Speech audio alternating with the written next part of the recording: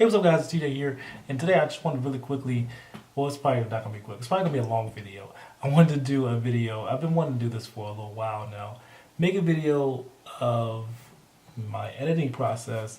And I just started doing wedding films, and this is actually my second wedding that I have filmed, edited, and delivered to the client, and I still have a lot of work to do. I just wanted to talk about my thought process of editing and getting this video out, and just kind of working with what I had with this film here. I am shooting alone. I'm operating like 3 cameras. I shot with the 70D. Well, I used 2 70Ds, and I used a Osmo, DJI Osmo, and that was my first time using all 3 of those cameras, and this is pretty much what I came up with. If you haven't seen the wedding film, I'll either play that right now or I have the link of the wedding film in the description box so you can see the whole thing in its entirety, and hopefully I'll do some more videos like this soon. So let's get right into it. Right now what you see is my final cut, and this is just basically all the projects that I'm working on right now. And in this particular event is the wedding for the Watson family, and the Watson family has a ton of different videos inside of here, and I explain what that is. Basically, these are all different projects that I made from the footage that I gathered from their wedding day, and I just tried to, well, 3 of them, well, 4 of them actually belong to them, and the last one, the posing video promo, is something that I'd like to do, is like take videos for promotion. So like for my wife, she does photography, so I did a little promo video for her showing her how she poses for her clients, so clients can get a better idea of how to, how posing goes when they are with her. But it's always a good idea to keep some of the footage for promo. Anyway, let's get into the wedding film, and that's this one right here. So let's click on that one.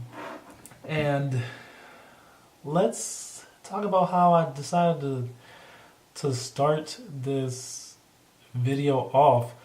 Basically, I wanted to come in from a black screen and go into my logo. I'm still trying to figure out how I want like a signature intro to be. And I think this is it. Just a regular black screen with the logo popping in and the music coming in as well before the film starts, and then fading from black into some type of footage. This particular footage happened to be drone footage, and I think it worked out pretty well. And also my titles, I've been liking the titles being offset to the right or the left recently, so that's something that I like to do, and I think I probably will continue that in the future. But I do wish the text was a little bit smaller. It kind of takes up a little bit too much of the screen. You want to be mindful of people who may not be able to read small text, but you don't want your text to take up too much of the screen as well. So basically, this film, I found this song, and I'll talk about the song a little bit later, but I found this song and I felt like it went very well because it seemed like a very loopy song, and it seemed like a very it raised anticipation. So what I wanted to do was, for this first part of the film, was I wanted to raise anticipation of what was going to happen throughout the day. Kind of have a build up, have some sort of a storyline. So what I'm doing in this first section of the film is building up to the actual wedding ceremony itself. So this whole first section with this song, which is probably about, I want to say it's about a minute long. How long is that? It's about a minute and 56 seconds, almost 2 minutes long. So it's a very short song. It's actually it's shorter than that. It's actually about a minute and 48 seconds. So I love that song, and and it wasn't long enough. It wasn't long enough to tell a story with. So I wanted to use that song to help me build up some anticipation for this film. So what I did was I started with some drone shots. And these drone shots, I got them right before we actually arrived there and we got some footage. And then I had some free time to get this drone shot. And I decided to play the voiceover of the brother. This is actually the brother in this wedding. He's the bride's brother, and he said something just really personal. And I was struggling to find some voices to kind of carry the story along. So I had to use what I had. They actually did not do any exchanges of vows, like personal vows. They just kind of stuck to the script. So there wasn't anything personal. So I used some of the voiceovers from the people who actually toasted. So I just thought what he said was really nice. So I went from drone shot to drone shot and also shot the front of the building, it was a decent shot, but I wanted to get some establishing shots so people can know where we are. And then I punched into the brother who was talking so you can know where his voice is coming from. It's not some like voice like out of nowhere. So I punched into him so you could see who was talking, who was speaking, and then back to some establishing shots where we get the entrance to the venue, and then we get some detail shots. And I love that detail shot of the flowers. I thought the colors were very beautiful. And that's not a slider, that's actually a monopod. I just kind of like panned back. And then to some panning shots of the people who are in there actually getting ready. And this is just a small detail shot of the boxes that she gave her bridesmaids, which I thought was very beautiful. Another detail shot of the shoes. Now we punch into the groom himself. You can see I put like a lot of layers on here. And you really didn't have to do that, but I ended up doing it anyway. At the top here is actually a letterbox. So this letterbox is like a custom letterbox that I put over.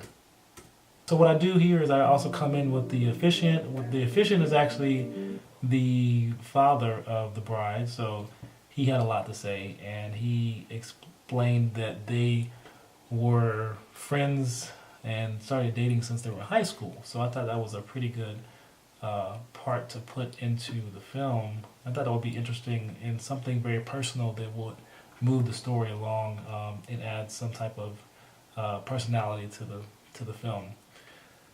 So like I said, I'm just doing detail shots here, groom, more of the invitations and rings. We go to the dresses, kind of foreshadowing here. Mrs. Watson, I thought that was a cool shot. And this shot right here is actually a shot that Tiffany, my wife, and I decided to grab.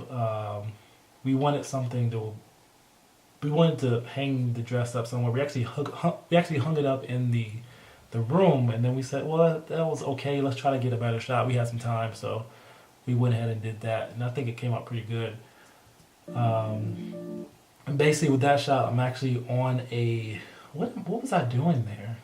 I don't know if I was on a slider. I think I was just on a tripod. I just panned, got really low, raised the angle up to kind of catch that dress in there, and then just kind of panned to the right. I did a couple of different shots, and I just picked what I liked from what I had, and I thought that one looked pretty good, looked pretty cool. Then we go into like just preparation stuff, shots of where the ceremony will be at, an empty room, and I thought that was pretty cool to have the empty room. And here comes my favorite shot right here, of the groomsmen. Man, I just love that shot. Just for some reason, like just them walking into that room, and I actually caught that they were actually going to the room for a particular reason. I believe whoever was running the venue wanted to show them how they would enter the room and everything.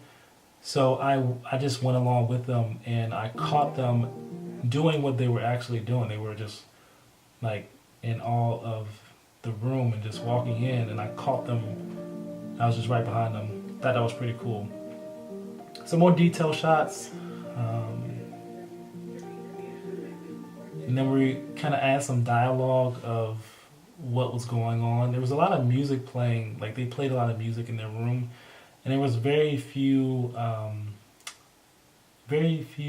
dialogue that I could get from the women, but I was able to sneak some in, and it's actually the sound that I took is just what was in the background at the time, and I think it just worked. It just makes you feel like you're in that environment with them.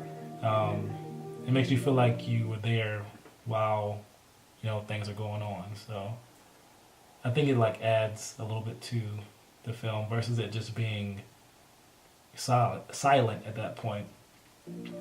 So that was the bride herself. Actually, this is actually the first. Okay, this is the second time I show her face. And I was kind of particular about how I showed her, but here's a detail shot of the lace, and then another shot of the dresses. Kind of like that shot, but it could have been better.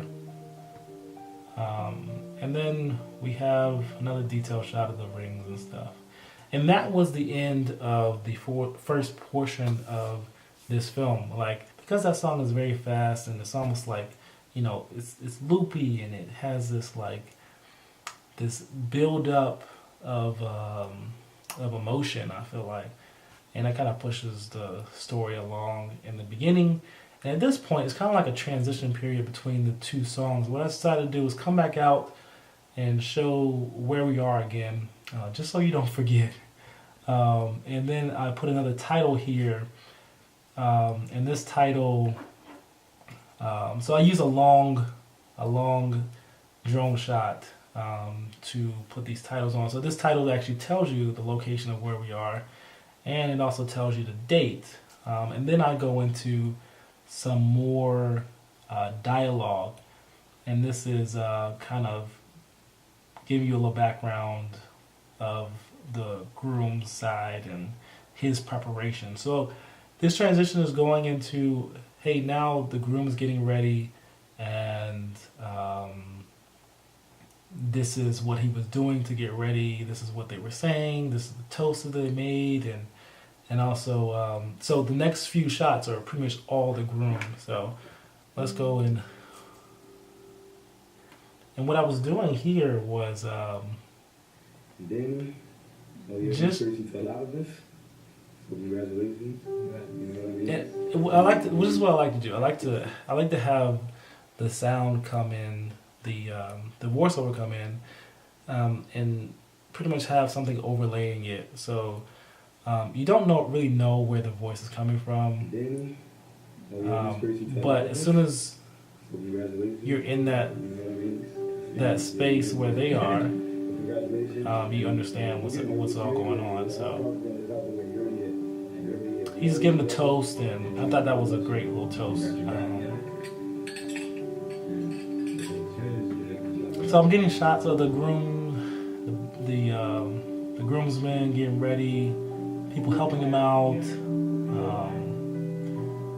Some of this is staged, but it really helps to move the story along. I had to have him put his shirt on again, or just have someone help him out, and it really adds to it. I mean, you would like to get this stuff like realistic, but I think if I didn't tell you, you probably wouldn't know.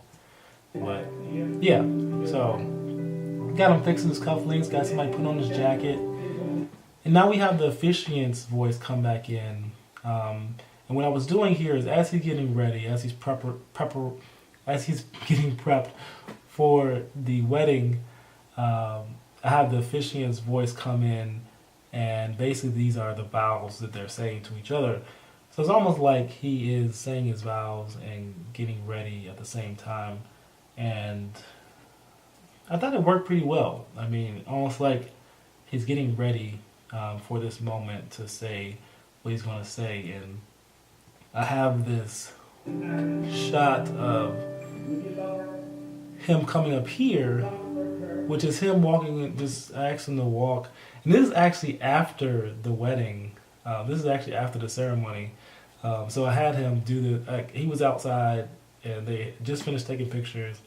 And I decided to get him to walk. And this is something I had in my mind earlier. I just didn't get the time to do it beforehand. So you just got to do it when you have the chance to do it. But I thought this worked because it almost looked like he was contemplating what was going on during the wedding and everything. And yeah, I think that worked out. So another establishing shot of pretty much where he was when he was walking.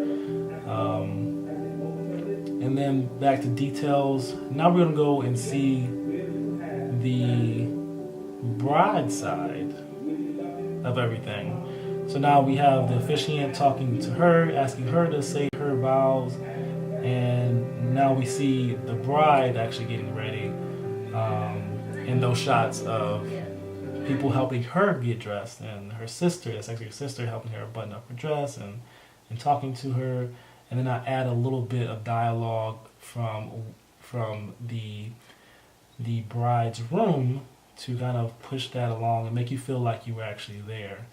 I think that I really just think those voiceovers help with that. She's getting her makeup done and just shots like that. So now we're transitioning over to the actual ceremony itself. And I wanted to get the guys walking there. I wanted to get them talking about things, and so now we add some more dialogue to push that along.